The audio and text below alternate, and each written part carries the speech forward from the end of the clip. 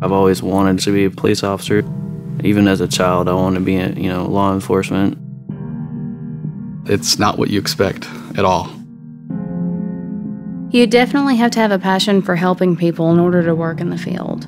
It's something that's down inside your heart. It has to be. I get to wake up in the morning and I have no idea what it's going to be, but I get to make a difference in someone's life every day. You have this idea, this perception of it from movies and Hollywood. I remember watching cops and TV shows and stuff like that. And it's not that. It's overwhelming, definitely. Much more than what you would read in a book. Needless to say, I wanted to make this more my life. To me, a good call is when you pull on scene and you obviously have somebody who needs your help and you're able to help them. When they confide in me and they talk to me and they trust me with information or just the talk. On those days when you can save a child and you get them to the hospital where they can get more definitive care, those are always a win. We always love those days. We got there in his one car, the flash was on. Dad turns around and comes out and he's like, oh my gosh, oh my gosh, oh my gosh. I'm like, what? He's like, she's having a baby. I'm like, she's having a baby. Remain calm, keep your coolness about you. Here I am, like a 23-year-old kid. The thought of having to deliver a child is unfathomable to me. Never let them see you sweat. To get to be a part of like such a happy moment for someone. And I was there right in the middle of it, and that was great. In my job, I see a lot of bad things. Suicides are always hard to go on. There's mail on the front steps from weeks before, and you're just you think the worst. At that point, you just kind of know what has happened already.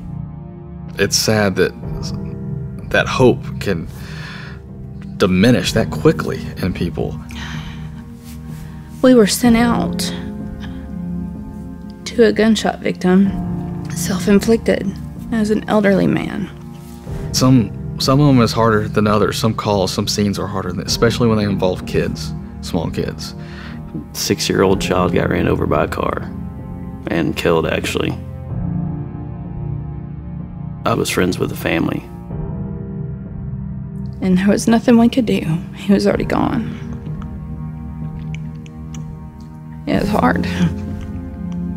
A lot of folks will ask us, how do you guys deal with that? Our answer is we deal with it as a family.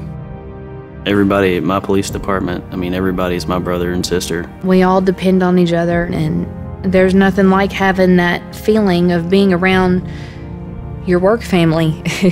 Because you're still human. We sit down in the roll call room and you just say what you're thinking and what you're feeling. And we talk about it at the fire hall. We've got a great bunch of captains and chiefs that they're concerned about our well-being, about our mental health. And everybody has their own times where everybody has to lean on somebody else at a certain point. I think that's what makes us just a lot stronger. At the drop of a hat, I would do anything for a brother or sister of mine in need. The reality of it is that you're a public servant. It's hard to watch families fall apart in front of us, but we have to keep it together. You have to be able to separate your emotions, but also have emotions at the same time. An officer has to be a lot of things. They have to be a psychologist, a father, marriage counselor, a friend. The tough part about it is deciding what hat to put on. And we're there for them, always, 24/7, 365 days a year, rain, sleet, snow, or shine, we're there, always. I think to wear the uniform means to be a part of something bigger than yourself. I think we're passionate about the uniform because we're passionate about the people that are in that uniform. It symbolizes what the men and women of law enforcement and firefighters, EMTs, what they've committed to do. We truly want to make the best possible uniform that can be made. We can't create a better version of a uniform without the law enforcement officer or the fireman. It's understanding who they are, understanding the job that they do. Seeing that, we're thinking, how in the world can we make it better? Temperature regulation, moisture wicking, moisture transport. And see how they're either excited or intrigued or what they would change and why they would change it and what they would use this pocket for. They're presence within that process is always going to be the pivotal moment of whether or not that product should be brought out. And I can take that information and turn it into an awesome uniform. All of those things go into making them more comfortable and hopefully aiding and helping them do their job better. I remember the first time I put on my uniform, it was a very proud moment. Not just the pride and not just the honor, I was there to represent and protect. It felt pretty good. It did. I mean, because you went through a lot.